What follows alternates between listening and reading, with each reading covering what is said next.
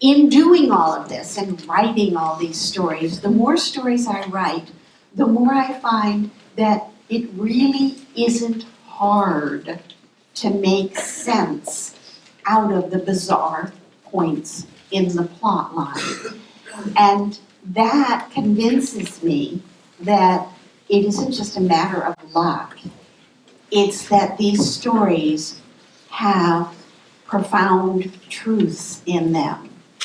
I think that the reason folk tales, fairy tales, myths, religious stories, I think the reason these tales have stood the test of time is that they are grappling with things that people need to grapple with.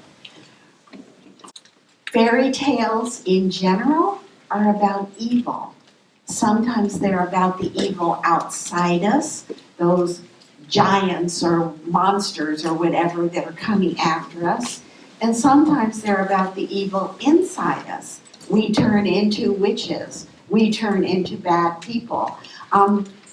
And I think that question of how do you deal with evil, that question of how much are you willing to give up in order to be a decent person, that question will always be with you. That question's with you on the playground when you decide somebody drops a toy and goes away for a minute and you decide whether to put that toy hidden in your bag or leave it there for them to find, or pick it up and bring it to them. And as adults, and you're faced with it your whole life, all the time.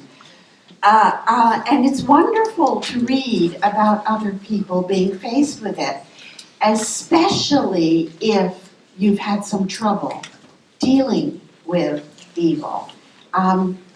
It is, nobody, I think, is lonelier than the person who thinks that she's the worst person in the world. It is very helpful to find out that there are other people who have made mistakes like you have made, and they have somehow managed to pull themselves together and move on to a better self. So I think that fairy tales are always going to be with us. They have a power.